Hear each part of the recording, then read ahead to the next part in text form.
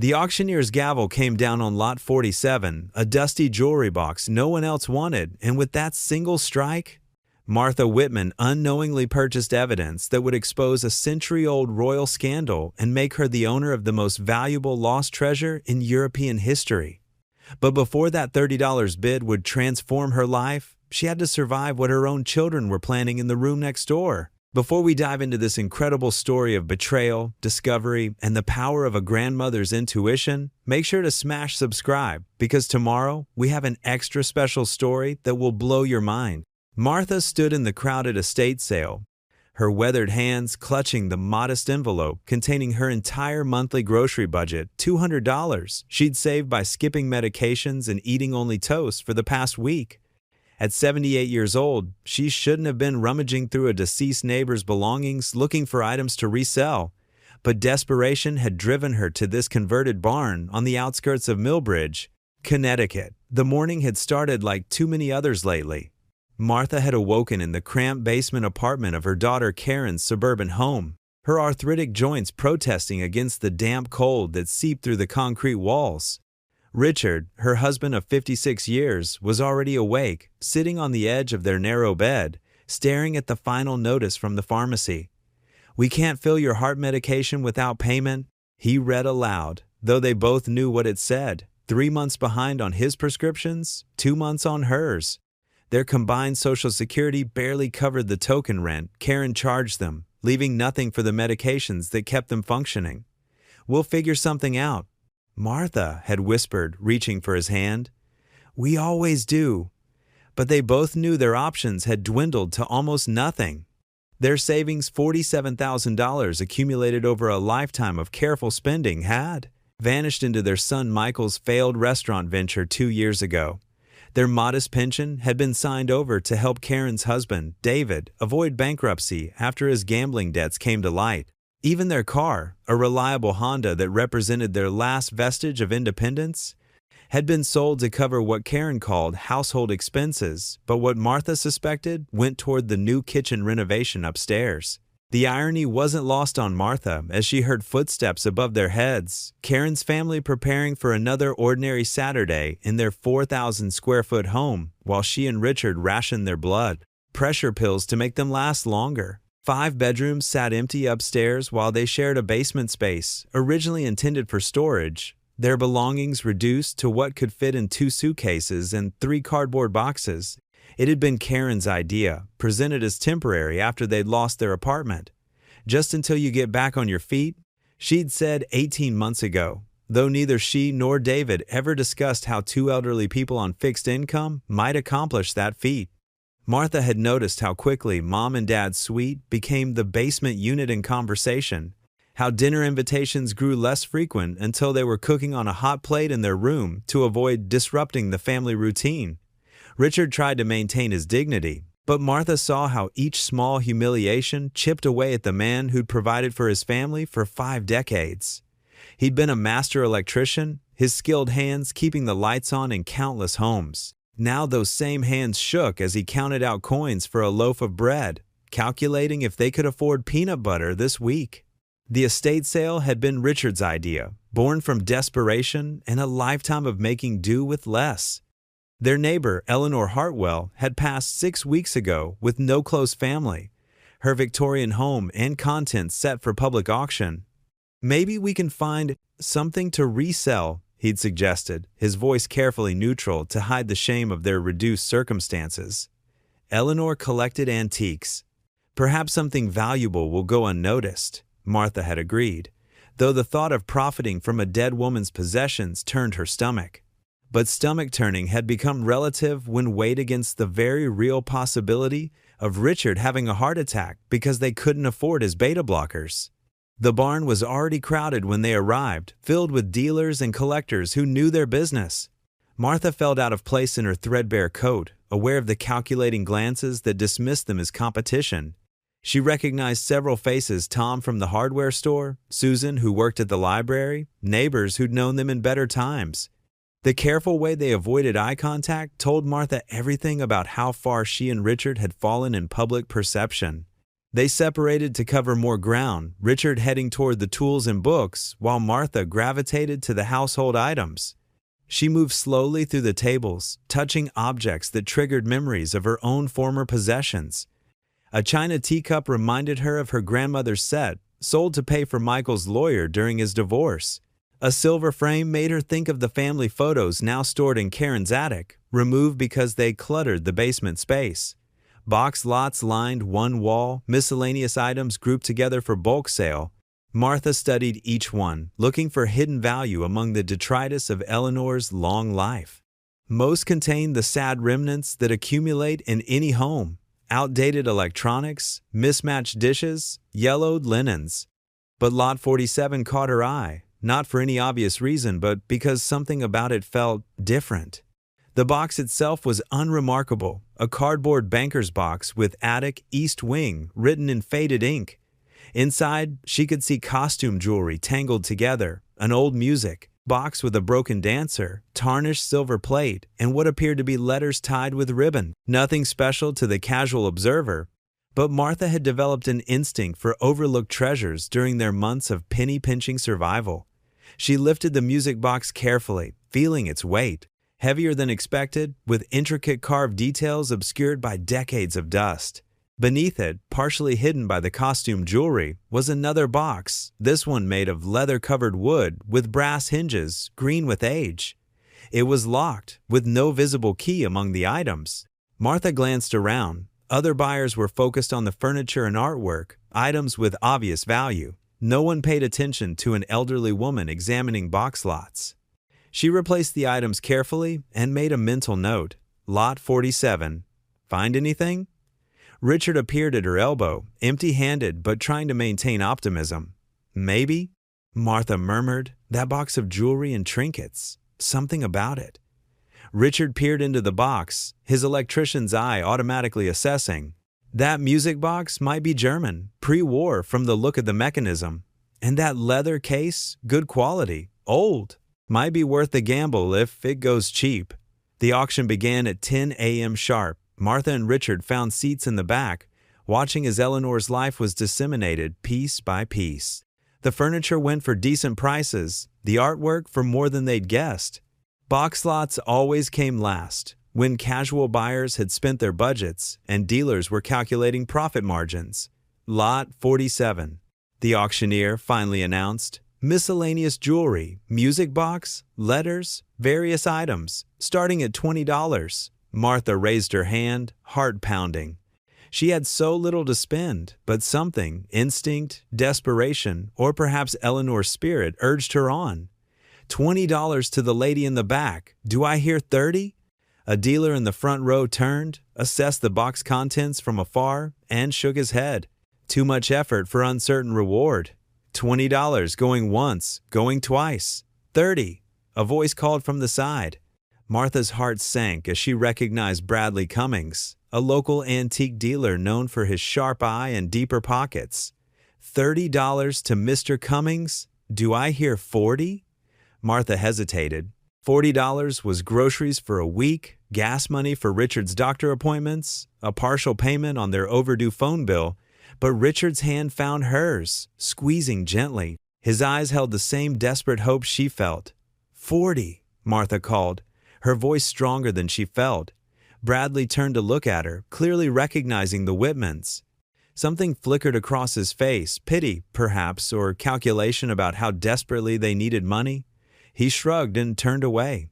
Not worth competing with desperate sellers who'd likely bring anything valuable to his shop anyway.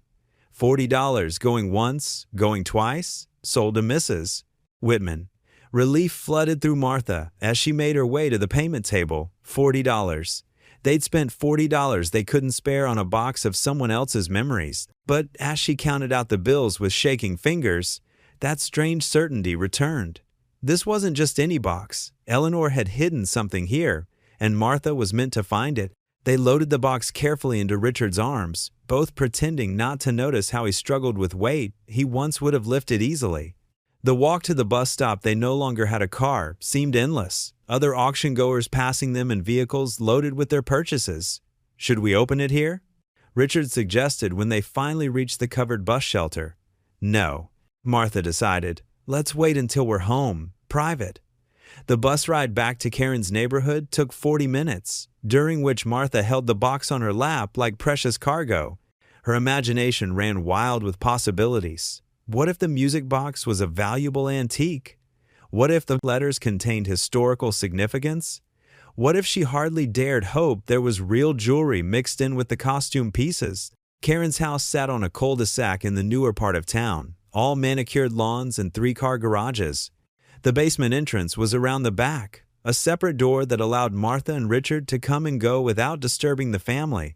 Martha was grateful for the privacy, especially when carrying mysterious boxes that might contain their salvation. Their basement apartment consisted of one main room that served as bedroom and living area, a small bathroom with a shower stall, and a kitchenette with a mini fridge, hot plate, and microwave. Karen had furnished it with cast-offs, a bed that creaked with every movement, a dresser missing 2 drawer pulls, a small table with mismatched chairs. The single window, high on the wall, provided minimal natural light, making the space feel perpetually twilight. Martha cleared their small table while Richard set down the box. They both stared at it for a moment, afraid to hope, afraid to be disappointed. How many schemes had they attempted in the past months? Selling Martha's quilts at the farmer's market profit, $73. Richard offering handyman services despite his trembling hands, earnings, $140 before Karen found out and forbade it, citing liability concerns. Each small effort to reclaim their dignity had been met with obstacles, usually erected by their own children. Well, Richard said finally, let's see what $40 bought us. They unpacked slowly, examining each item. The costume jewelry was typical of the 1,950 seconds and 60 seconds colorful beads, rhinestone brooches, clip-on earrings that might fetch a few dollars each at a consignment shop. The letters, tied with a ribbon that disintegrated at Martha's touch, were personal correspondence from Eleanor's youth, interesting but not valuable. The music box, when cleaned, revealed itself to be indeed German, with Stuttgart 1934 stamped on the base.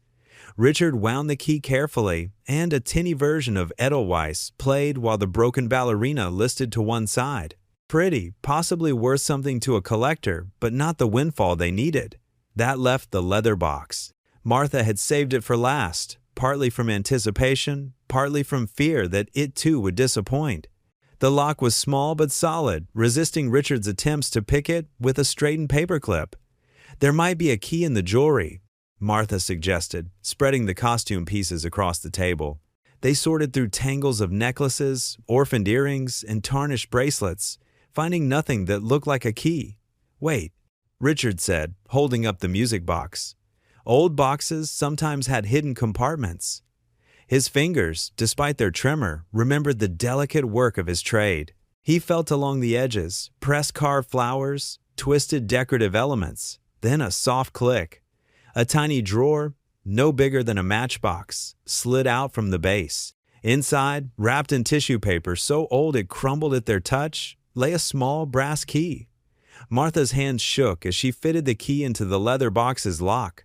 It turned with surprising ease, as if it had been waiting for this moment. The lid opened to reveal purple velvet lining, still vibrant despite its age, cradling several pieces of jewelry that were clearly not costume. Oh my, Martha breathed. The pieces were exquisite, even to untrained eyes. A strand of pearls with a distinctive luster, a gold bracelet set with what appeared to be sapphires, several rings with stones that caught the basement's harsh fluorescent light and transformed it into rainbows. But it was the item wrapped separately in silk that made Martha's heart stop. She unwrapped it carefully, revealing a necklace unlike anything she'd ever seen outside of museums.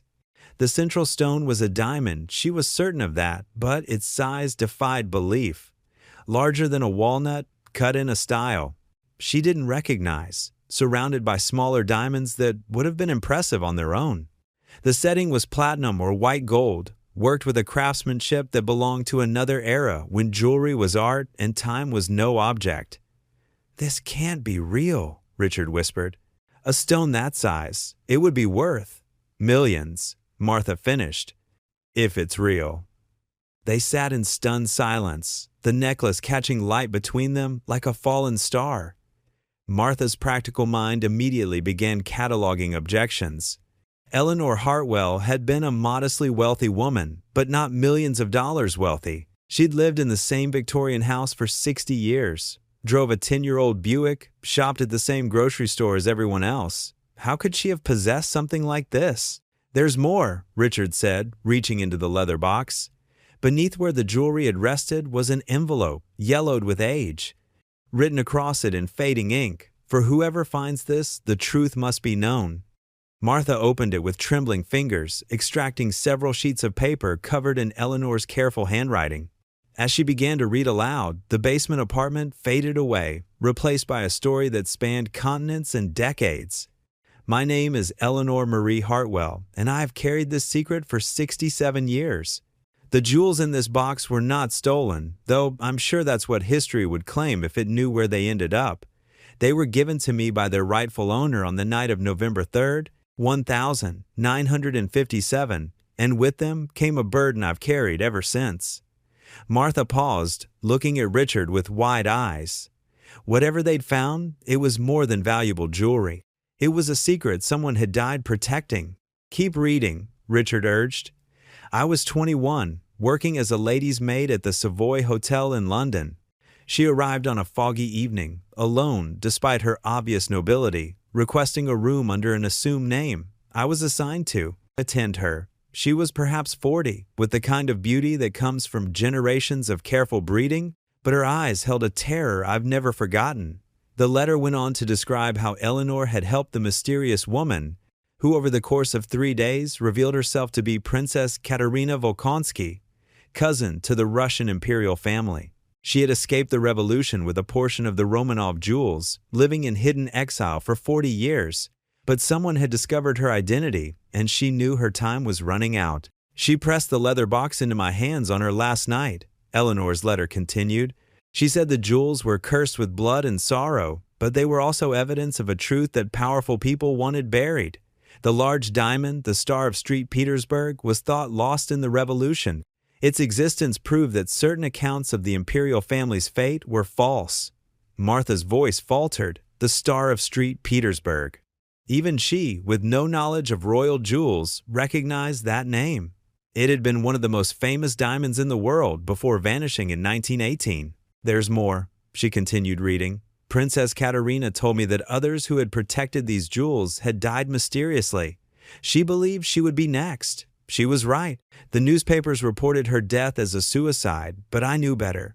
She had been murdered for what she knew, for what these jewels represented. I took them with me when I returned to America, changed my name, and built a quiet life. I never married, never had children who might be endangered by this secret.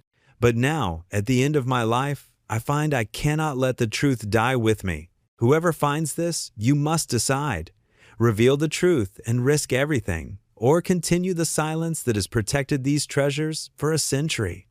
Martha set down the letter with shaking hands. They sat in the dim basement, staring at jewels that belonged in a museum or a vault, not on their rickety table beside a hot plate and empty medicine bottles. "We have to," Richard began, but footsteps on the stairs cut him off.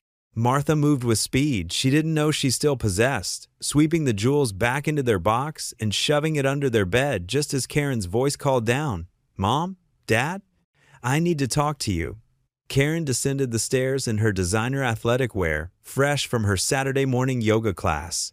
At 52, she maintained herself with the desperate intensity of someone who equated aging with failure. Botox kept her forehead smooth, expensive highlights hid the gray, and a personal trainer maintained the figure she'd had at 30. But all the money spent on her appearance couldn't hide the calculating coldness in her eyes as she surveyed her parents' cramped quarters. Martha noticed her daughter's nose wrinkle slightly. The basement had a musty smell they'd grown accustomed to, but that visitors always noticed. Karen's gaze swept over their few possessions with barely concealed disdain before settling on her parents. "We need to discuss your situation," Karen announced, not bothering with pleasantries. "What situation?" Richard asked, though they both knew this conversation had been coming. Karen sighed dramatically, as if dealing with difficult children. This arrangement was supposed to be temporary. It's been 18 months. David and I have been more than generous, but we need to think about our own future. We pay rent, Martha said quietly. We don't ask for anything. You pay below market rent for this space, Karen corrected. And there are other considerations. The children are getting older. They need room for sleepovers, a proper recreation space. We're planning to renovate the basement into a home theater. The words hung in the air like a eviction notice, which essentially they were. Martha felt Richard's hand find hers under the table, both of them recognizing the carefully rehearsed nature of Karen's speech. Where would you have us go? Richard asked. Karen reached into her designer purse and pulled out a glossy brochure. Golden Sunset Senior Community.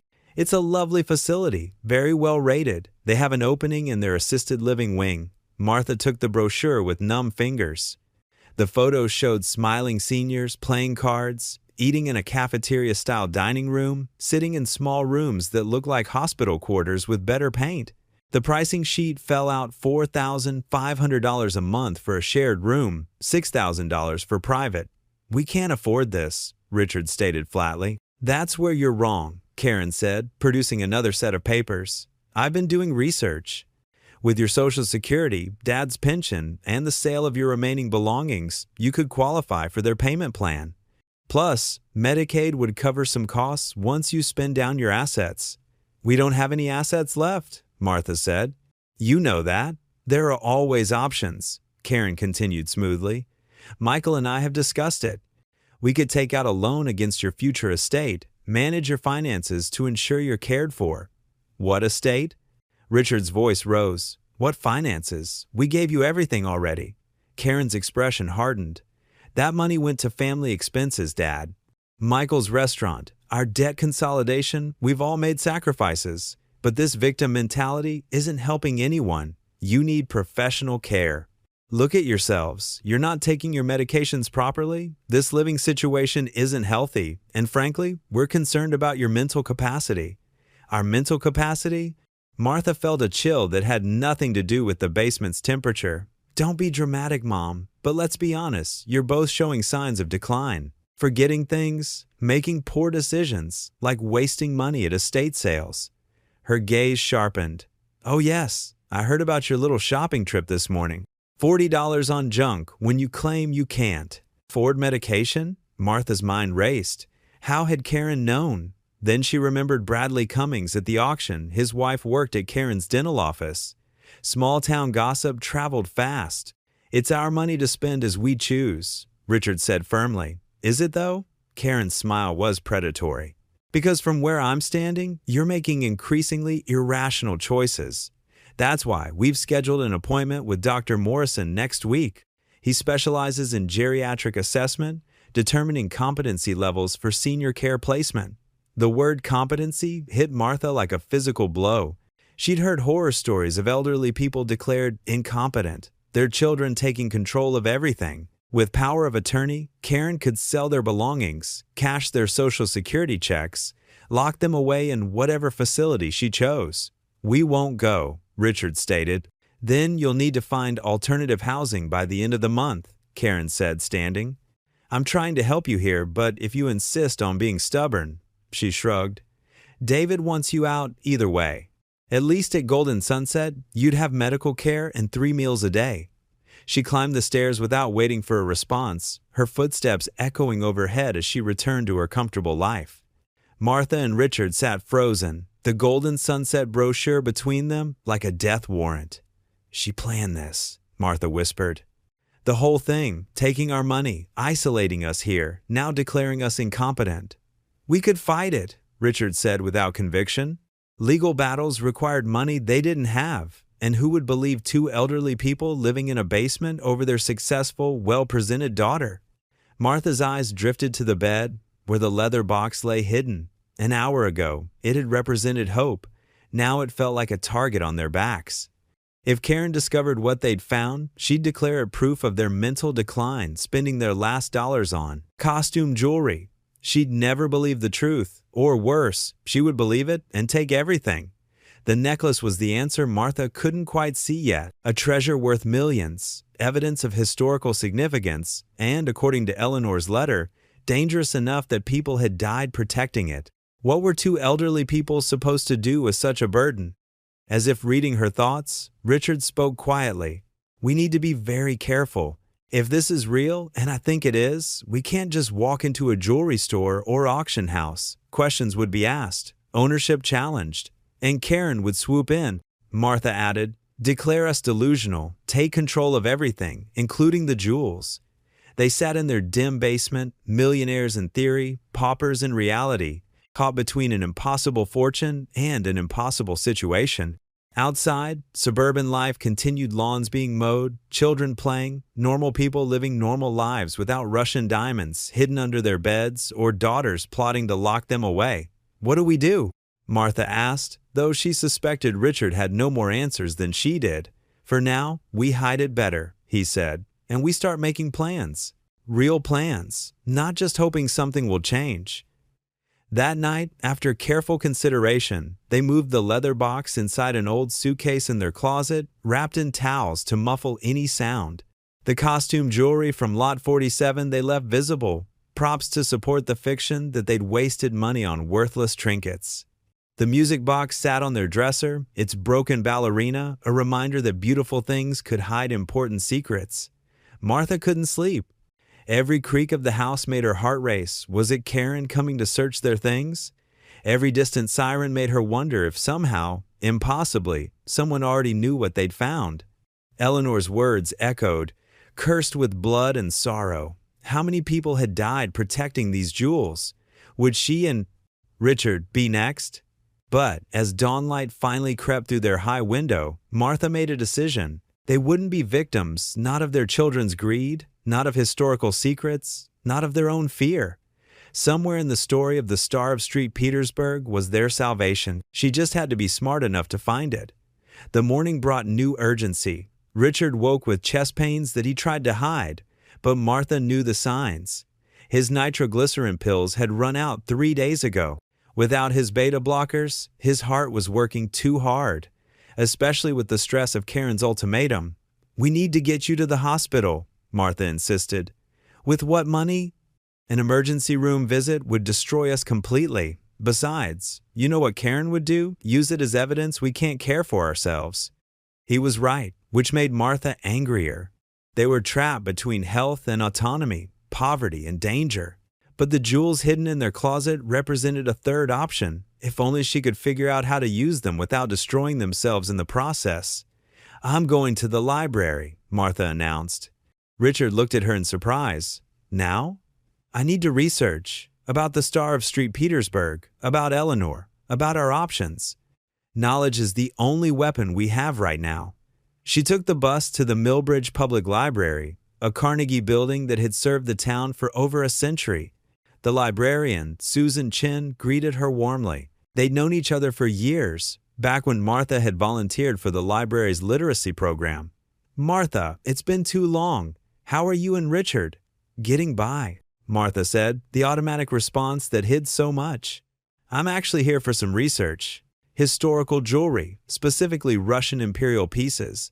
If Susan found the request odd, she didn't show it. Librarians, Martha had learned, were professionally incurious about patron interests. She directed Martha to the art history section and showed her how to access digital archives on the library computers. Martha spent 3 hours reading about the Romanov jewels, the Star of St. Petersburg appeared in multiple sources, a 47-carat diamond given to Empress Maria Feodorovna by her husband Alexander III. It had supposedly been sewn into the corsets of the imperial family when they were murdered in 1918, lost forever in the basement of the Ipatiev house. But Eleanor's letter suggested otherwise. Princess Katerina Volkonsky was real. Martha found references to her in genealogy databases, a minor member of Russian nobility who had indeed disappeared during the revolution. If she had escaped with some of the jewels, if she'd lived in hiding for 40 years before being discovered. Finding some interesting reading? Martha jumped. Susan stood behind her, holding a cup of tea. I thought you might like this, Susan continued, setting the tea beside Martha. And perhaps this book as well. She placed a volume on the desk. Hidden Treasures, a guide to selling historical artifacts discreetly. Martha looked at her in surprise. Susan smiled. I saw you at Eleanor Hartwell's estate sale yesterday. She and I used to talk quite a bit. She mentioned once that she had secrets, things she'd protected all her life. Said she hoped whoever found them would be worthy of the trust. Did she say what kind of secrets? No. But she did say that sometimes the greatest treasures weren't in banks or museums, but in the hands of ordinary people brave enough to protect them. Susan paused. She also said that if someone ever came researching Russian jewelry after her death, I should help them however I could. Martha's hands trembled as she reached for the book. Eleanor had prepared for this, had somehow known someone would follow the trail she'd left. "Thank you," she whispered. "There's a chapter on authentication without alerting major auction houses," Susan said quietly, and another on establishing provenance for items with complicated histories. Very useful for someone who might have inherited something unusual. She walked away before Martha could respond, leaving her with resources that might just save their lives. What happens next will reveal how a grandmother's courage and a hidden fortune collide with family greed in ways no one could predict. The truth about the Star of Street. Petersburg is darker than Martha imagined, and the danger closer than she knows. If you're enjoying this story, please like, share, and subscribe for more. The book Susan had provided proved invaluable. Martha learned about private collectors who purchased historical items without publicity, authentication services that operated with discretion, and most importantly, lawyers who specialized in protecting elderly clients from financial exploitation. She took careful notes, her plan beginning to form. When she returned home, she found Richard looking better. Some color returned to his face. "I walked to the pharmacy," he admitted. "Told them it was an emergency. They gave me 3 pills on credit." Oh, Richard. She hated that he'd had to beg for life-saving medication. "What did you find?" he asked, recognizing the determined set of her jaw. Martha spread her notes on the table. Eleanor planned this. She knew someone would find the jewels eventually, and she left a trail. The librarian, Susan Chin, was watching for whoever came looking. She explained what she'd learned: authentication processes, private sales, legal protections. Richard listened intently, his engineer's mind already working through logistics. "We'd need to move fast," he said, before Karen's competency hearing. Once that process starts, any large financial transaction would be scrutinized. "I found a lawyer," Martha said. "Robert Steinberg in Hartford. He specializes in elder law and has a reputation for protecting clients from predatory family members. His consultation is free." "How do we get to Hartford without Karen knowing?" Martha smiled. For the first time in days, Susan offered to drive us. Tomorrow, while Karen's at work. That night, they carefully photographed the jewelry with Richard's old digital camera, documenting each piece. The Star of Street, Petersburg seemed to glow with its own light, as if aware its century of hiding was ending. "What if it's all an elaborate hoax?" Richard asked as they rewrapped the necklace. "What if Eleanor was delusional, the jewelry fake?" "Then we're no worse off than we are now," Martha replied. "But I don't think Eleanor was delusional. I think she spent 60 years protecting something extraordinary, and she chose us to continue that protection." "Why us, though? We didn't even know her well." Martha considered this. Maybe that's exactly why. We're outsiders, unconnected to whatever forces killed Princess Katerina. We're invisible, just 2 forgotten old people no one would suspect of harboring royal jewels. The next morning, Karen made an unexpected appearance, descending to their basement before her workday. She carried a folder thick with documents. "I've been thinking," she announced. "This transition would be easier if we handled the paperwork ahead of time. Power of attorney, medical directives, asset management, standard stuff that everyone should have in place." She spread the papers on their small table with practiced efficiency. Martha recognized the setup. Karen had done this before, probably with David's elderly aunt who'd signed over her house before being placed in a nursing home. "We'll think about it," Richard said carefully. "What's to think about? It's for your own protection. If something happens another fall, a heart episode, someone needs to be able to make decisions." Karen's tone was reasonable, but her eyes were calculating. "Just sign here, and we can ensure you're taken care of properly." "We said we'll think about it," Martha repeated. Karen's mask slipped slightly. "Fine, but Dr. Morrison's assessment is Thursday. It would look better if you were cooperating with family efforts to ensure your welfare. The threat was clear: cooperate or be declared incompetent. After Karen left, Martha shoved the papers in a drawer. One more piece of evidence for the lawyer, proof of Karen's scheme to control their lives and assets. Susan arrived at noon as promised, her reliable Honda Civic a welcome sight. She asked no questions about their destination, simply chatted about library news during the hour drive to Hartford. Martha had hidden the jewelry in her large purse, wrapped in a scarf. The weight of it against her hip was both terrifying and comforting. Robert Steinberg's office occupied the second floor of a converted Victorian near the courthouse. Unlike the imposing law firms Martha had imagined, this felt more like visiting a friend's study. Steinberg himself was perhaps 60, with kind eyes behind wire-rimmed glasses and an immediate way of putting them at ease. "Susan Chin called ahead," he said, gesturing for them to sit. "She said you might be facing some family challenges regarding your autonomy and assets." Martha and Richard exchanged glances, then Martha withdrew the leather box from her purse. "It's more complicated than that," she said. What followed was perhaps the most surreal hour of their lives. Steinberg listened without interruption as they told their story: the financial exploitation, the basement imprisonment, the estate sale discovery. When Martha finally opened the box to reveal the jewelry, his expression shifted from professional interest to genuine amazement. "May I?" He lifted the Star of St. Petersburg carefully, examining it with a jeweler's loupe he produced from his desk. "I'm no expert, but I've handled enough estate jewelry to recognize quality. This is extraordinary." "We have documentation," Martha said, showing him Eleanor's letter and her own research. Steinberg read carefully, his expression growing more serious with each page. "If this is authentic and I believe it may be you're holding one of the most significant historical artifacts of the 20th century, also one of the most dangerous." "Dangerous how?" Richard asked. "The Star of St. Petersburg isn't just valuable, it's evidence. Its existence proves that at least some Romanov jewels survived the revolution, which means the official story of their complete destruction is false. There are people, governments, institutions with vested interest in maintaining the accepted historical narrative. So what do we do?" Martha asked. Steinberg leaned back, considering. "First, we protect you legally. I can file emergency paperwork preventing any competency hearings without full legal representation. Your daughter's scheme is unfortunately common, but easy to counter with proper preparation." "We can't afford," Richard began.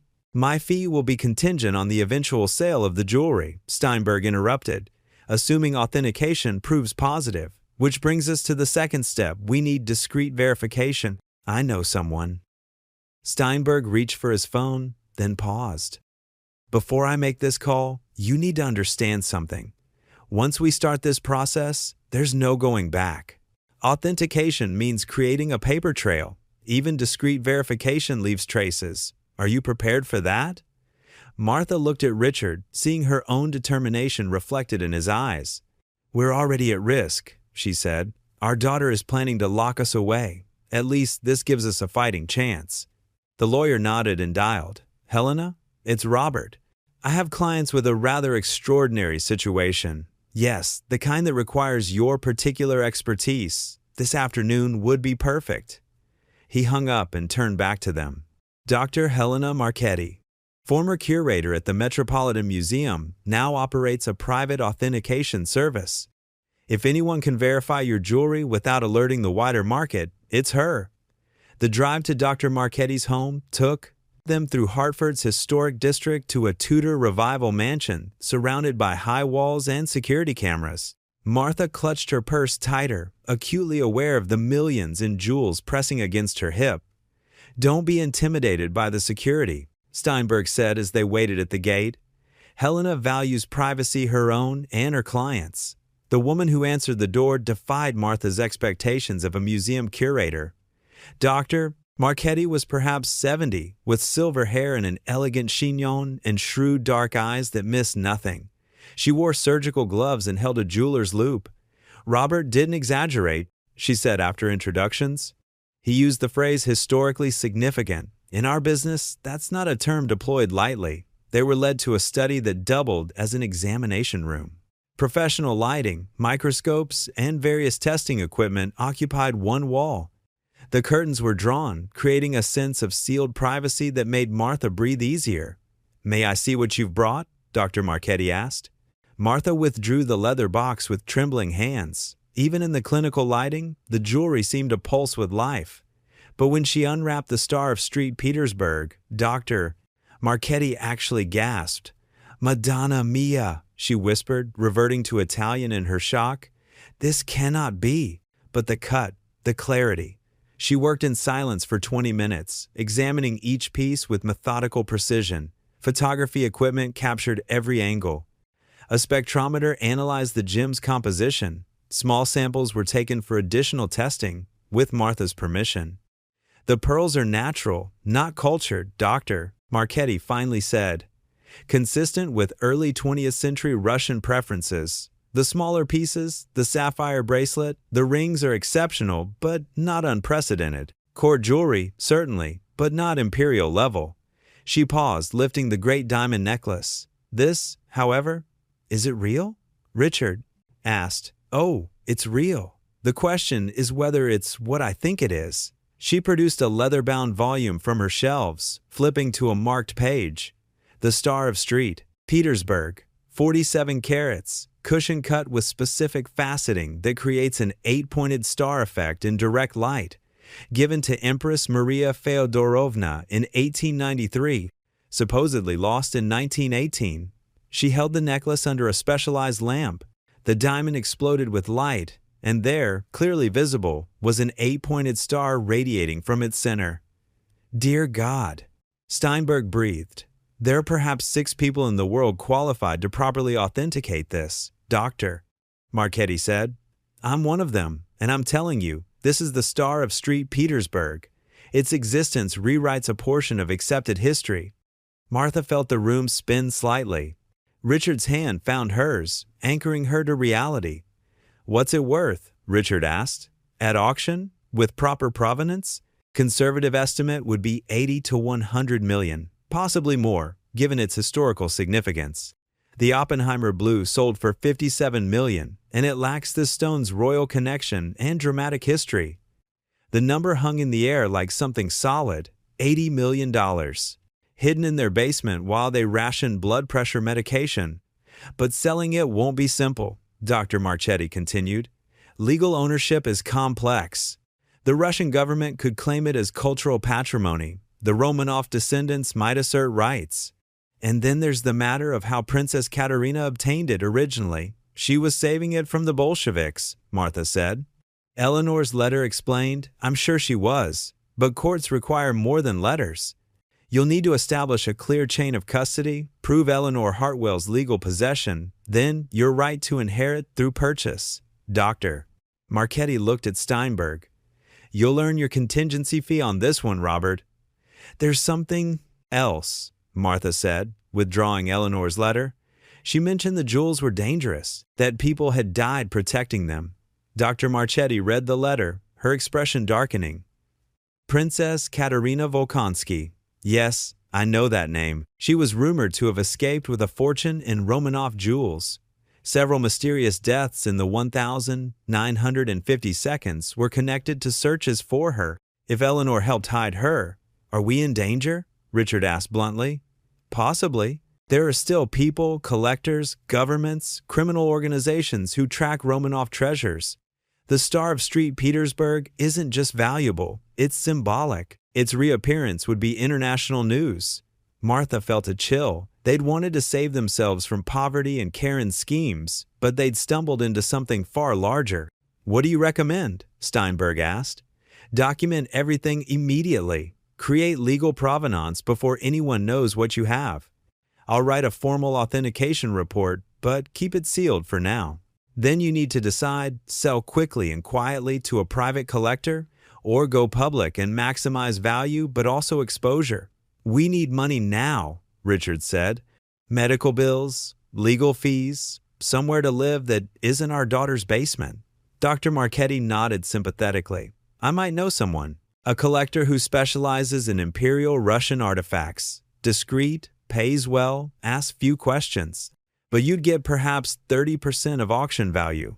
30% of 80 million is still 24 million, Martha said quietly. More money than they could spend in their remaining years. I'll make inquiries, Dr. Marchetti said, quietly. In the meantime, Robert, get their legal situation locked down if their daughter gets power of attorney. She'd own the jewels, Steinberg finished. I'll file emergency papers today. The drive back to Millbridge was silent, each lost in thought. Martha kept touching her purse, assuring herself the jewels were still there, real, worth millions. Their salvation and possibly their doom. We can't go back to the basement, Richard said as they neared town. Not with these, not knowing what we know. Where then? Martha asked, though she knew they had few options. Steinberg spoke up. There's a motel on Route 7. Clean, cheap, ask no questions. I've placed clients there during difficult family situations. I'll cover the first week while we sort this out. The Route 7 Motor Lodge was exactly as advertised, basic but clean, with doors that locked and no one watching who came and went. Martha felt safer the moment they closed the door on room 12, even though the faded wallpaper and worn carpet reminded her how far they'd fallen. We need to contact Karen, Richard said. She'll wonder where we are. Let her wonder, Martha replied with uncharacteristic venom. She was planning to lock us away. Let her explain to her friends why her elderly parents disappeared. But Richard was already dialing. Martha listened to his side of the conversation, hearing Karen's voice rise with indignation through the phone. We're taking some time to consider our options, Richard said calmly. Yes, we'll be at the doctor's appointment. No, we won't tell you where we're staying, because we're adults who can make our own decisions. Goodbye, Karen. He hung up on her protest, something Martha had never seen him do. She's furious, he reported unnecessarily. Good. Maybe she'll realize we're not as helpless as she assumed. They spent the evening planning. Steinberg had given them a prepaid cell phone, untraceable to them. Dr. Marchetti would call within 48 hours about the potential buyer. In the meantime, they were to stay out of sight, avoid Karen, and trust no one. Martha couldn't sleep. The motel bed was too soft after months on the basement's ancient mattress, and every passing car made her heart race. Were those footsteps outside their door? Was that shadow at the window more than imagination? At 3 a.m., her fears proved justified. A soft scratching at the door lock made her grab Richard's arm. Someone was trying to break in. Richard reacted faster than she would have expected. He grabbed the heavy glass ashtray from the nightstand and positioned himself beside the door. Martha clutched the jewelry box, prepared to run. The lock clicked open. The door eased inward. A figure slipped inside, barely visible in the darkness. Richard swung. The intruder cried out, stumbling back. In the light from the parking lot, Martha recognized the face. Michael? She gasped. Their son stood in the doorway, holding his jaw where the ashtray had connected. At 48, Michael had inherited his father's height, but not his character. Where Richard was solid, Michael was soft. Where Richard built things, Michael schemed. His latest scheme, apparently, involved breaking into his parents' motel room at 3 a.m. What the hell, Dad? Michael groaned. What are you doing here? Richard demanded, still holding the ashtray. Karen called me. Said you'd lost your minds, ran away from home. She tracked your credit card to Hartford, then here, asked me to check on you. By breaking in? You weren't answering your phone. I was worried. Martha knew better. Michael had never worried about them a day in his life. He'd taken their savings for his restaurant without a backward glance, never repaying a cent when it failed. We're fine, she said coldly. You can go.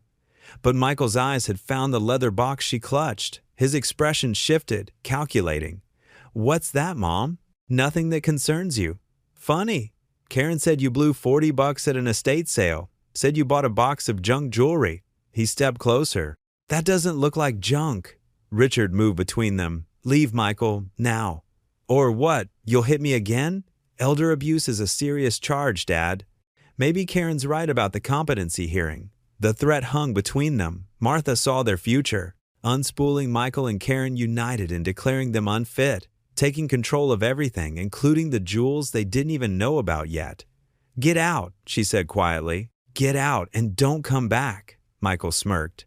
Sure, Mom, but this isn't over. Whatever you're hiding, we'll find out. We're family, remember? Family takes care of each other. The irony of those words from the son who'd bankrupted them wasn't lost on anyone. He left, making sure to leave the door slightly open in petty vengeance. Richard quickly packed their few belongings. We can't stay here. They know where we are. Where can we go at 3 a.m? Anywhere but here.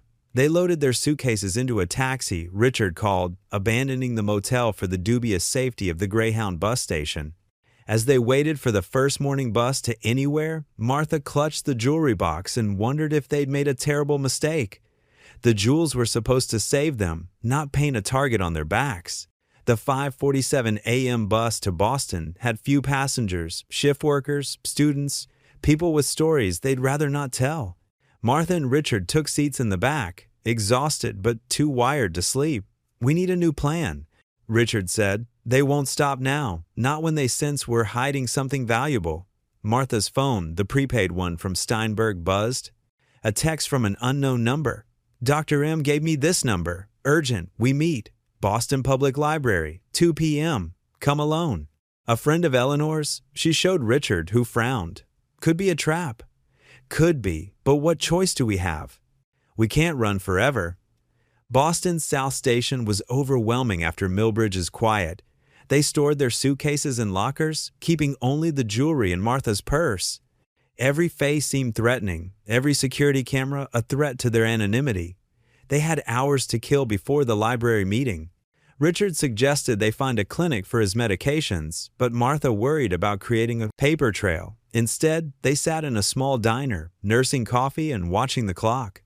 I've been thinking about Eleanor, Martha said, how she lived with this secret for 60 years, always looking over her shoulder, never able to trust anyone. She trusted us, Richard pointed out. In the end, she passed the burden to us. Maybe that's what this is really about, not the money, but the truth. Princess Katerina died to protect something. Eleanor spent her life hiding it. Now it's our turn. Our turn to do what? Martha didn't have an answer. The jewelry could make them rich, but at what cost? Already their children had turned predatory, sensing valuable prey. What would happen when the wider world learned what they possessed? At 1:30, they made their way to the Boston Public Library, a magnificent building that made Millbridge's Carnegie Library look like a shed. Martha left Richard in the main reading room and climbed to the second floor, finding a quiet corner in the history section as instructed. She didn't wait long. A woman approached, perhaps 60, elegantly dressed, with sharp blue eyes that seemed familiar. Mrs. Whitman? I'm Natasha Volkonsky. Princess Katerina was my great-aunt. Martha's heart stopped. A Romanov descendant. Here. Now. Natasha sat across from her, movements graceful despite obvious tension. Doctor. Marchetti is an old friend. She called me last night, said you'd found Katerina's jewels. I don't know what you're talking about, Martha said automatically. Please, I'm not here to take anything from you. I'm here to warn you, and perhaps to offer a solution to your dilemma. What warning? The same people who killed my great-aunt are still watching. Oh, not the same individuals. They're long dead. But their successors, the organizations they represented. When the Star of St. Petersburg surfaces, they'll know, and they'll come. Who are they? Natasha glanced around before answering. Various interests. Russian oligarchs who launder money through art theft. Government agencies that prefer certain historical narratives. Collectors who acquire by any means necessary. My family has been running from them for a century. What do you want from us? To make you an offer? Sell me the collection. Privately? Quietly? I'll pay fair value, not auction prices, but enough to secure your future. In return, the jewels go back to the family they were stolen from. The danger passes to me, where it belongs. Martha studied the woman's face. The resemblance was, there's something about the eyes, the cheekbones. This was Princess Katerina's blood. How do I know you're who you say you are? Natasha produced a leather portfolio. Inside were documents, photographs, genealogy charts. The evidence seemed genuine, but Martha was out of her depth. I need to discuss this with my husband and our lawyer.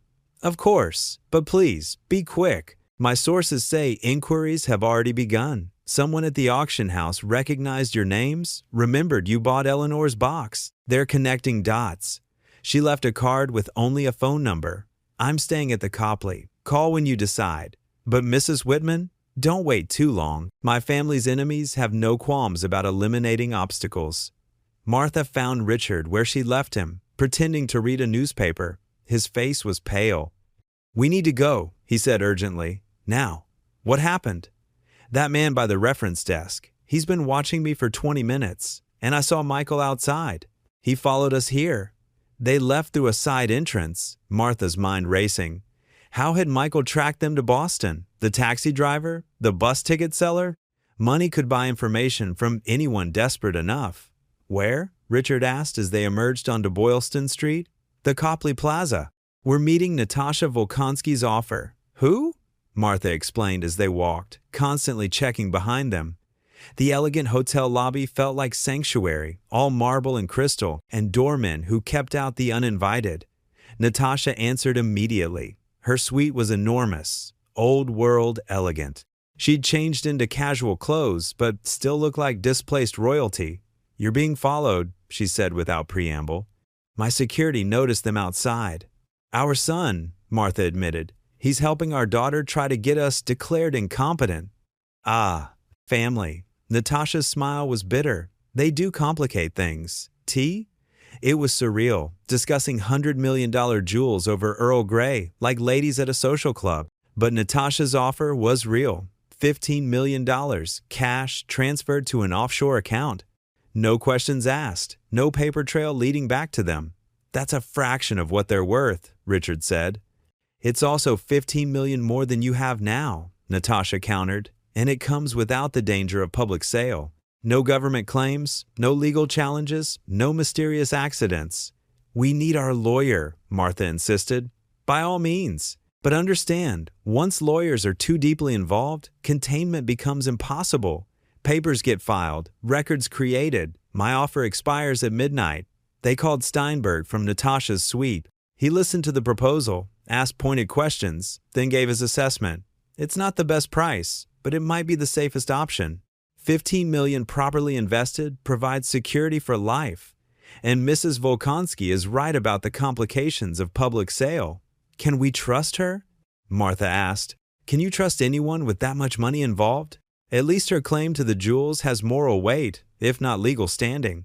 Martha looked at Richard. They'd wanted enough money to live independently, to pay for medications, to escape Karen's schemes. $15 million was more than enough. But something held her back. I need to see them again, she said suddenly. The jewels. One last time. Natasha nodded, understanding. Martha opened her purse, unwrapping the leather box she'd carried. Like a talisman, in the sweet, soft light, the pieces seemed to glow with their own fire. The Star of Street. Petersburg drew the eye like a magnet, its facets catching and multiplying light into rainbow spectrums. My great-aunt wore this to her last imperial ball, Natasha said softly. Before the world ended, she told my grandmother it was like wearing a piece of frozen starlight. Martha lifted the necklace, feeling its weight. For a moment, she imagined the necks it had graced, the history it had witnessed. Wars and revolutions, murders and escapes, secrets and lies. All reduced to this two old people in a hotel room, bargaining for their survival. There's something else, Martha said. In Eleanor's letter, she said the jewels were evidence that their existence proved something about the Romanov murders wasn't true. Natasha's expression hardened. Some stones are better left unturned, Mrs. Whitman. The official history serves everyone's purposes now. Disturbing it helps no one. But the truth got my great-aunt killed. It kept Eleanor Hartwell in hiding for 60 years. Is it worth dying for? A knock at the door interrupted them. Natasha checked the security monitor, then frowned. It seems your son is persistent. He's convinced the hotel he's here for a family emergency. On the screen, Michael stood in the hallway, holding his phone. As they watched, Martha's prepaid phone rang. Don't answer, Richard advised. But Martha was tired of running. She accepted the call. Hi, Michael. Mom, thank God. We've been worried sick. Karen's here with me. We just want to talk. How did you find us? The taxi company. Look, We know you're confused, maybe scared, but running away isn't the answer. Let us help you. Like you helped us when you took our savings?" Silence. Then Karen's voice. "Mom, whatever fantasy you're living, it needs to stop. Dr. Morrison moved your appointment to tomorrow. If you're not there, he'll have to report you as missing. Persons at risk. Is that what you want? Police involved?" Martha looked at the jewelry spread on Natasha's table. $15 million. Freedom. Safety. All she had to do was hand them over and disappear. "We'll be there," she heard herself say. "What?" Richard stared at her. "Thank you, Mom. We'll wait downstairs to take you home." Martha hung up and began carefully repacking the jewels. "What are you doing?" Natasha asked. "Something I should have done from the beginning, fighting back." She looked at the Romanov descendant. "Your offer stands until midnight?" "Yes, but then give us until then. If we're going to sell our children, our independence for $15 million, I want them to know exactly what they threw away." Richard caught on first. "You're going to tell them?" "I'm going to show them. Let them see what their greed and betrayal cost them. Then we'll take your offer, Mrs. Volkonsky, and disappear where they'll never find us." It was petty, perhaps even dangerous.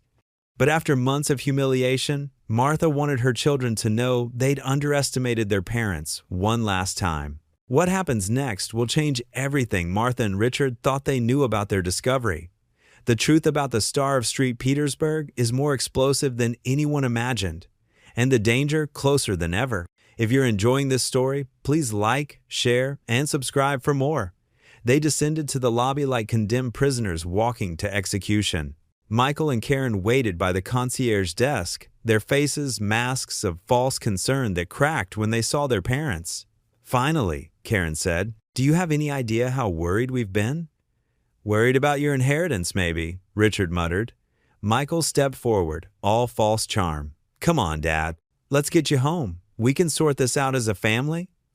"Family," Martha repeated. "That's rich, coming from you two."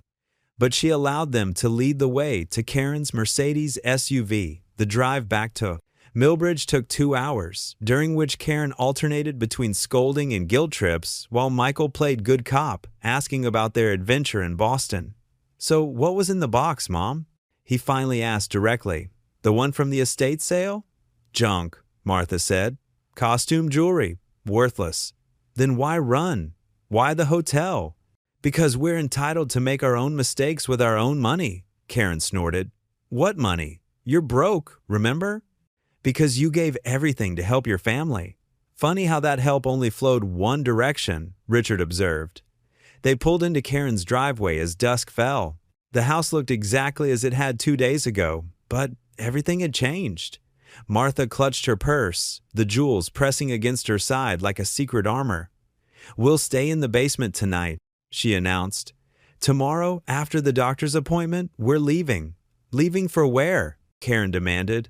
"That's our business." Inside, descending to their basement prison, Martha felt the weight of what was coming. One more night, one more confrontation, then freedom if they survived it.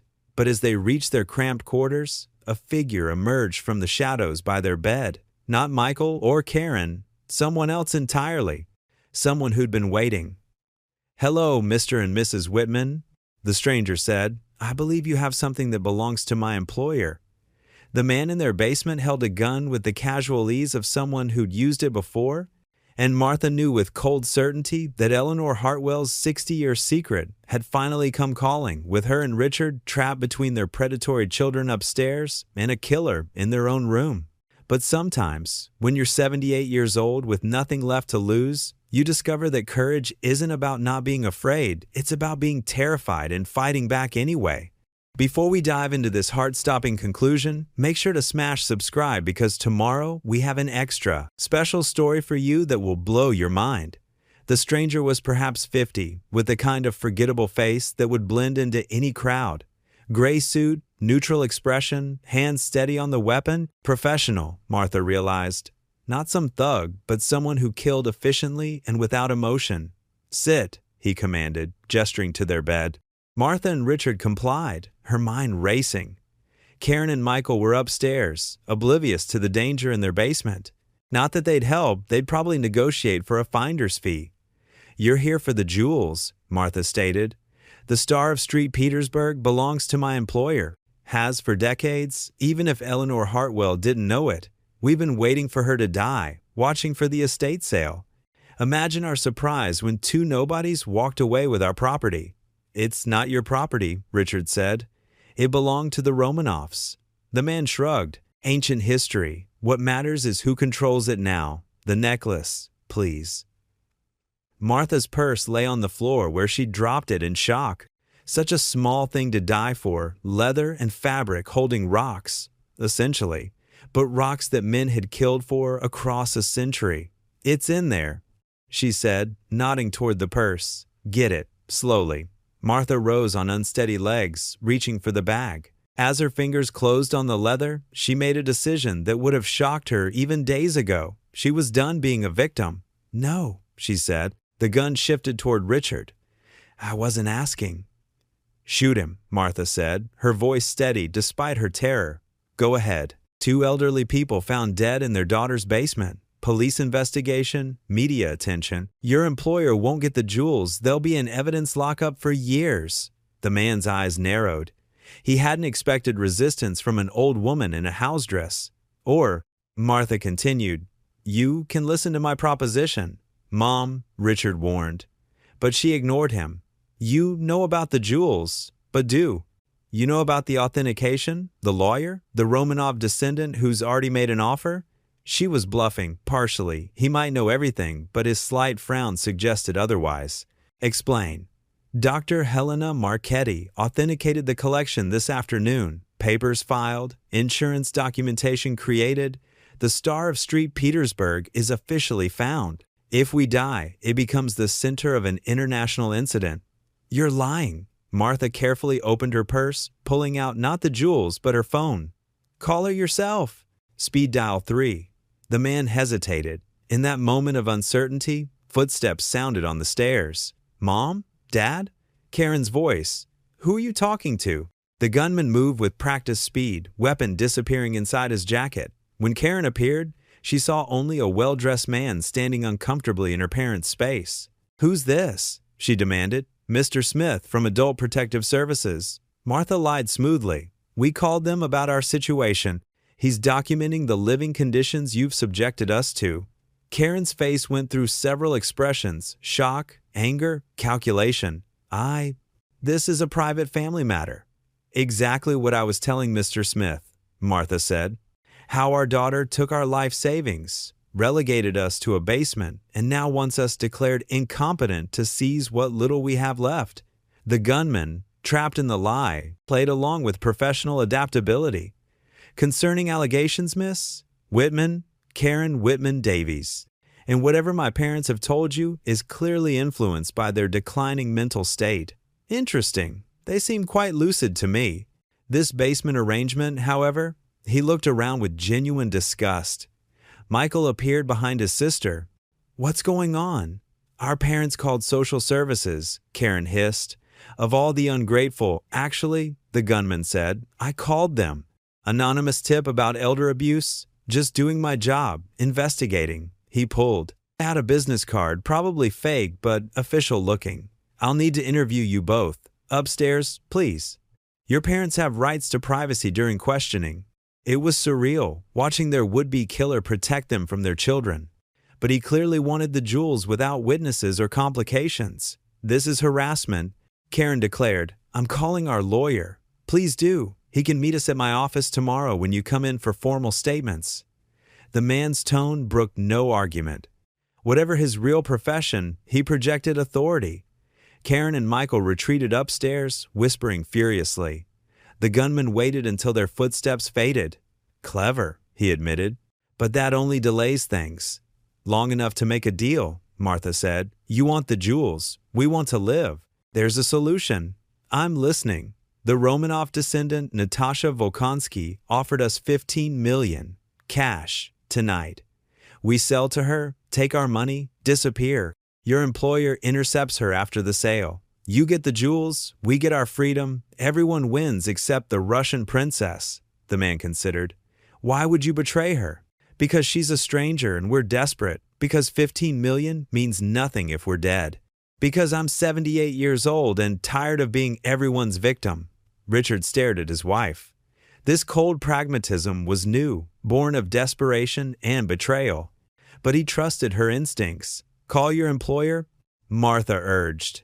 The deal expires at midnight. After that, the jewels go to public auction and your chance disappears. The gunman pulled out a phone, stepping to the corner for privacy.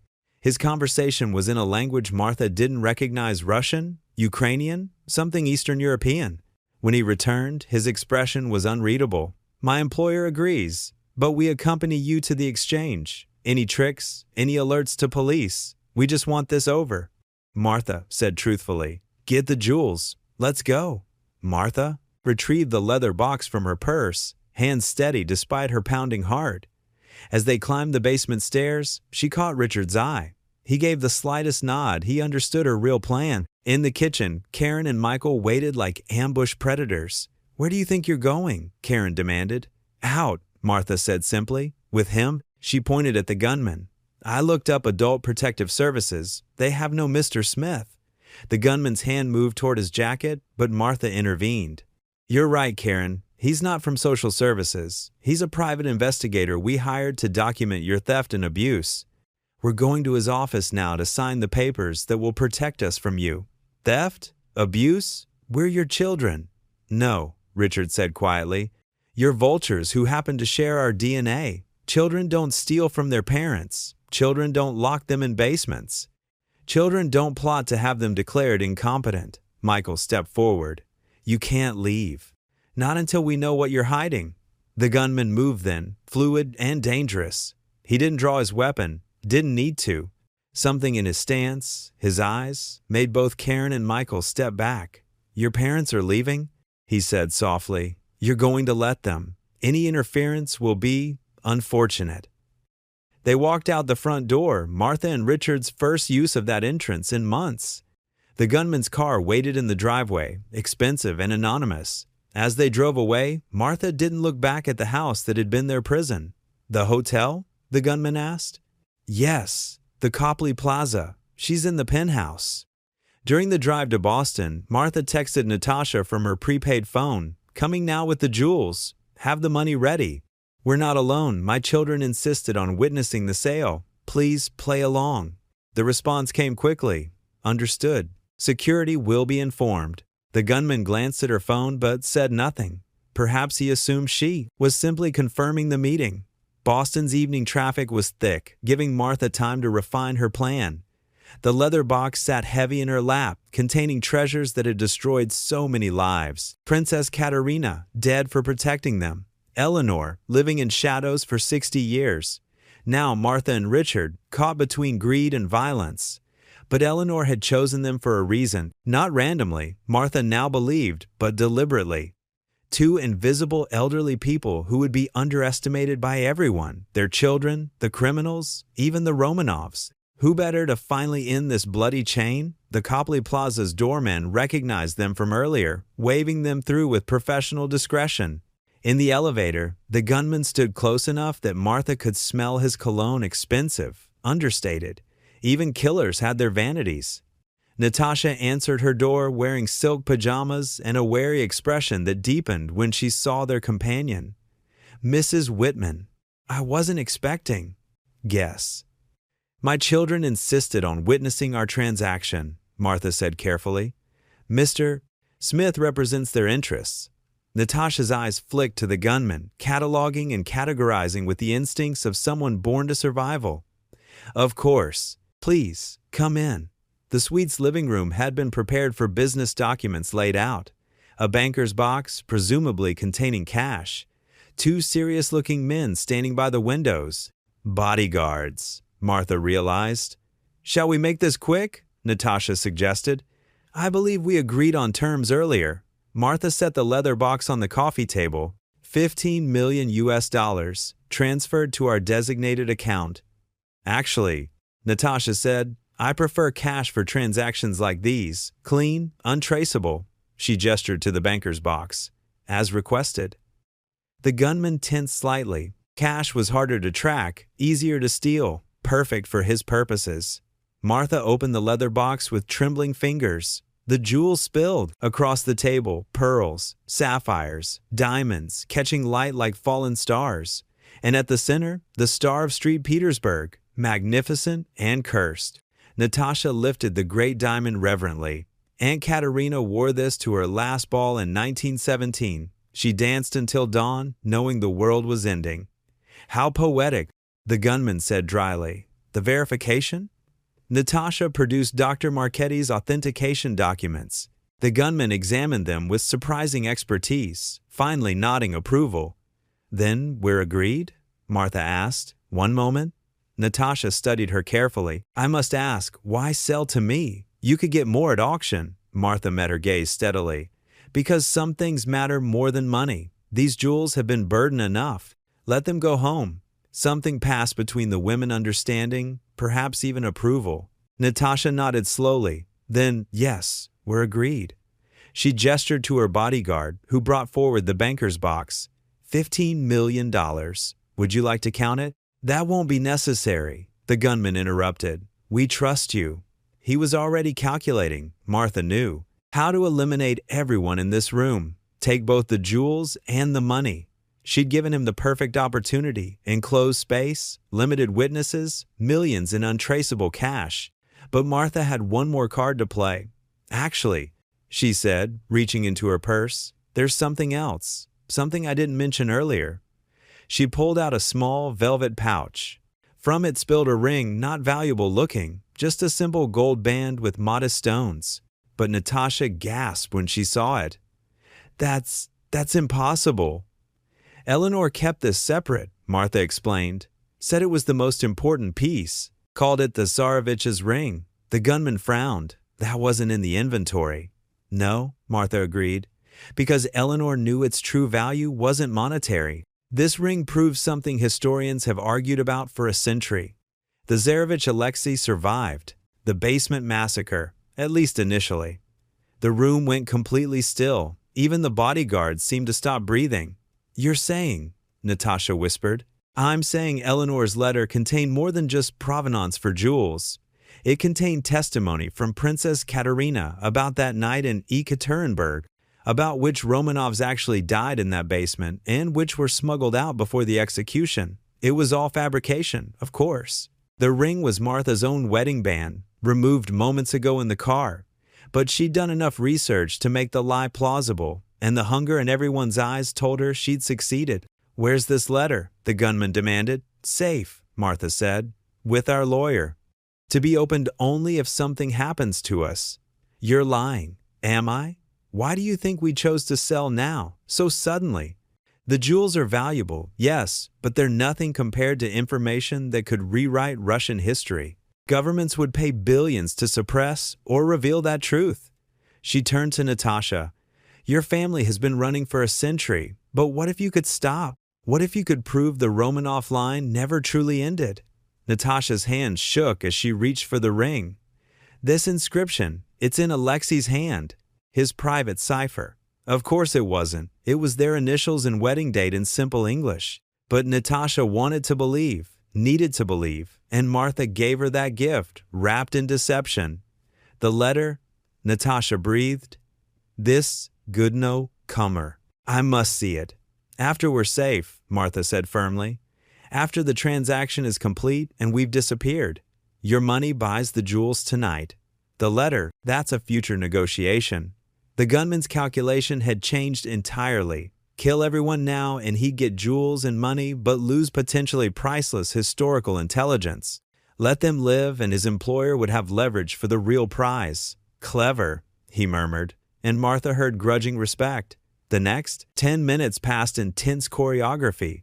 Money was counted and transferred to a briefcase Martha could barely lift. Authentication papers were signed and countersigned. The jewels disappeared into Natasha's safe, probably seeing their last moments before vanishing into some collector's vault. The letter, Natasha reminded as they prepared to leave. You'll contact me when we're safe? Martha repeated. She squeezed Richard's hand, nearly there, nearly free.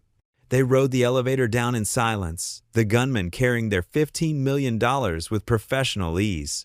In the lobby, he steered them not toward the exit, but to a side corridor. Change of plans, he announced. Martha's heart sank. Of course. He'd waited for them to complete the sale, get the money. Now came the execution. But as he opened a service door, revealing not a killing floor but a parking garage, he surprised her again. My employer wants the letter more than your deaths, he explained. You've bought yourself time, Mrs. Whitman, but not freedom.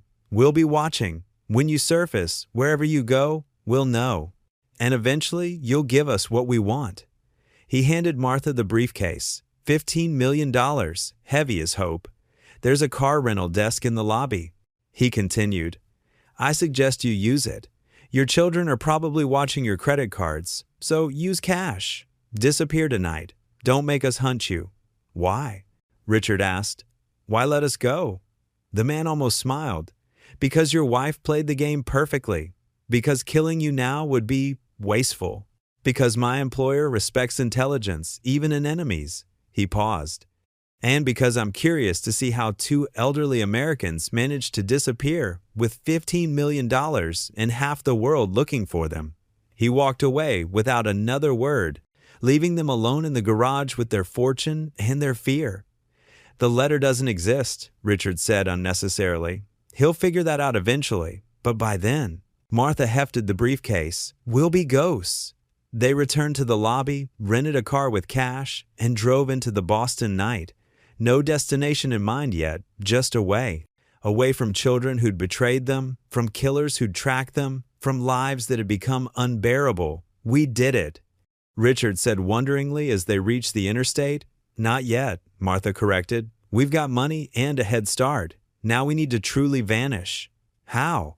Martha had been thinking about this. New identities, new location. Somewhere our children would never think to look, where $15 million is enough to buy privacy and protection. Where?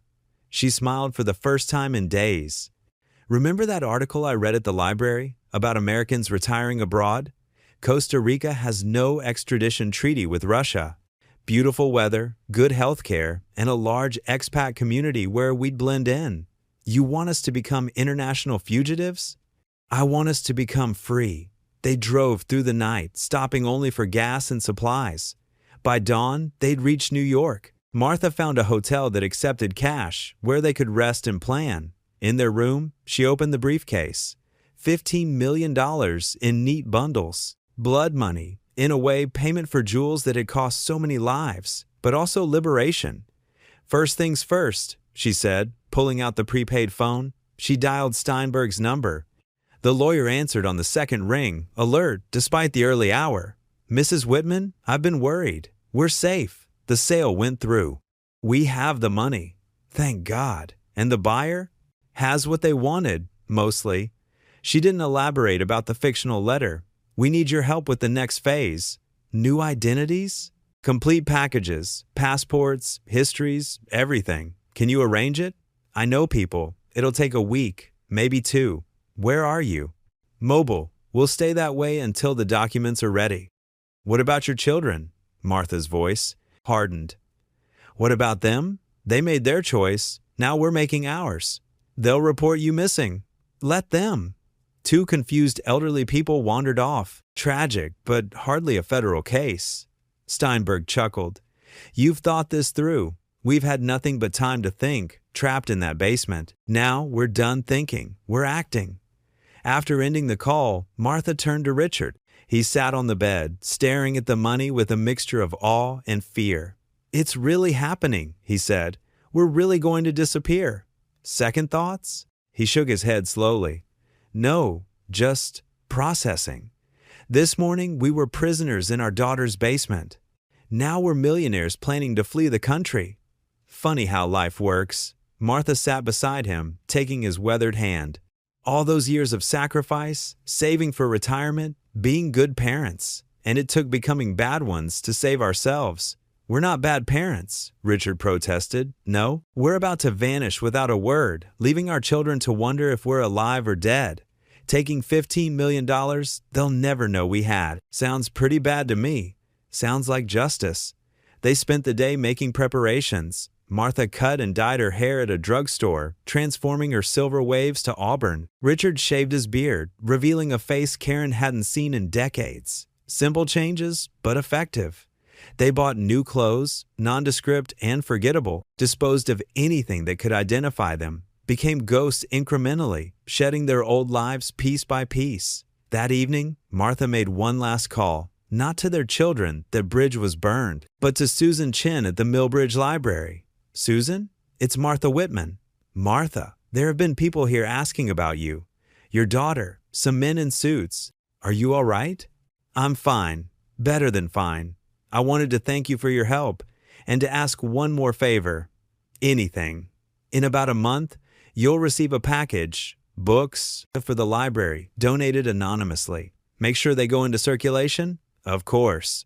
Martha, are you in trouble? No. For the first time in years, I'm not in trouble at all. She hung up without explaining. The books would be about Russian history, about the Romanovs, about jewelry and revolution and the price of secrets. A small memorial to Eleanor Hartwell, who'd kept faith for 60 years. The next 2 weeks passed in careful movement. They never stayed anywhere more than 2 nights, paid cash for everything, avoided cameras when possible, knowing the gunman's employer was watching for them. But $15 million bought quality disappearance. Steinberg's contacts delivered as promised new passports, driver's licenses, complete histories for Robert and Marie Stevenson, a retired couple from Ohio with no children and simple tastes. Your flight leaves tomorrow, Steinberg informed them during their final call. San Jose, Costa Rica. I've arranged a property, rental, banker to help establish accounts, everything you'll need. Thank you, Martha said, for everything. Thank me by living well. You've earned it. That night, in an airport hotel, Martha and Richard packed their few belongings for the last time. The money was already transferred to offshore accounts, safe from grasping children or Russian oligarchs. Any regrets? Richard asked. Martha considered. I regret that it came to this, that our children became people we needed to escape, but regret leaving? She shook her head. Not for a moment. What about the gunman, his employer? They'll keep looking for the letter. Let them look. By the time they realize it doesn't exist, we'll be established under new identities. Just 2 more American retirees enjoying tropical sunshine. And the children? Martha's expression hardened. They wanted us gone. They're getting their wish. The next morning, Robert and Marie Stevenson passed through airport security without incident. Their documents were perfect. Their appearance unremarkable. Their story simple, retiring to paradise like thousands before them. As the plane lifted off American soil, Martha felt weight she hadn't realized she'd been carrying simply vanish. Below, their children would be discovering their absence. Karen would be furious at losing her victims. Michael would calculate lost opportunities. Let them rage. Let them search. Let them wonder for the rest of their lives what happened to the parents they'd tried to destroy. You know what's funny? Richard said as clouds obscured the ground below. What? We spent 48 years raising them, sacrificing everything for their success. And in the end, the best thing we ever did for ourselves was leave them behind. Martha squeezed his hand. No, the best thing we did was survive them. 6 months later, in a villa overlooking the Pacific, Martha tended her garden while Richard built furniture in his workshop. Their Spanish was improving, their health recovered, their days filled with purpose they chose rather than obligations imposed. The news from America reached them occasionally. Their children had indeed reported them missing. Search efforts had been minimal, 2 elderly people with health problems who'd wandered off. Case closed, presumed dead. Martha felt nothing reading the articles. Those people, the victims in the basement, were dead. Robert and Marie Stevenson were very much alive. The gunman's employer had eventually realized the letter was fiction. There had been some activity around their old accounts, some investigation into Steinberg's practice, but the trail was cold, the prize illusory, the hunt abandoned for more profitable ventures. Natasha Volkonsky had vanished too, along with the Romanov jewels. Whether she'd kept them or sold them, Martha neither knew nor cared. That chapter was closed. Package for you, Richard called from the house. Martha found him holding a box from an international courier. No return address, but she recognized the handwriting. Susan Chin had forwarded it through several remails, as instructed. Inside was a photo album, pictures from their old life. Their real wedding, their children as babies, family gatherings before money and greed poisoned everything. And at the bottom, a note. Found these in the library donation box. Thought you might want them. Wherever you are, I hope you're happy. Martha flipped through the photos, watching their younger selves navigate life with such hope and determination. They'd been good people, good parents. It hadn't been enough. Do you miss it? Richard asked. That life? I miss who we thought we were, Martha admitted, but not who we'd become, not the people willing to die in that basement rather than inconvenience our children. She closed the album decisively. The past was gone, burned away by betrayal and necessity. What remained was the present sunshine and freedom and the knowledge that they'd won. That evening, as tropical birds sang their sunset chorus, Martha raised a glass of wine to the empty air, a toast to Eleanor Hartwell, who trusted them with impossible secrets, to Princess Katerina, who died protecting beauty and truth, to the star of Street Petersburg, wherever it now resided.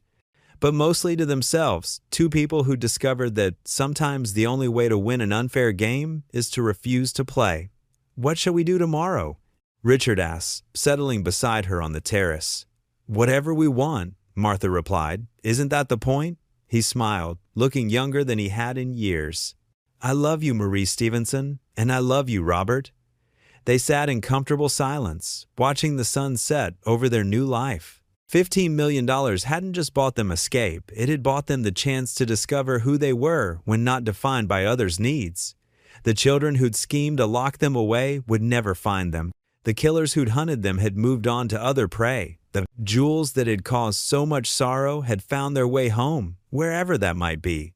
And Martha and Richard, or Marie and Robert, had found their own home at last. Not a basement prison or a house full of bitter memories, but a place they'd chosen, a life they'd built, a future they'd earned. The greatest treasure, Martha realized, hadn't been in that leather box at all. It had been in the courage to open it, to face what followed, and to ultimately choose themselves over everyone who tried to diminish them. As stars emerged in the tropical sky, she made a mental note to send Susan Chin a generous library donation. Anonymous, of course, some secrets were worth keeping, but the secret of their survival? That was written in every sunrise, every garden bloom, every piece of furniture Richard crafted with hands that no longer shook. They'd been discarded like Eleanor's estate sale treasures, deemed worthless by those who should have valued them most. Instead, they discovered their true worth not in millions of dollars or legendary jewels, but in the simple, revolutionary act of refusing to be victims. And that, Martha thought with satisfaction, was a treasure no one could ever steal. Thank you for joining us on this incredible journey of betrayal, discovery, and ultimate triumph. If you enjoyed this story of how one grandmother's courage and a mysterious inheritance changed everything, please hit that subscribe button and check out these two amazing stories on screen now. Until tomorrow, remember, sometimes the greatest treasures are found not in what we gain, but in what we have the courage to leave behind.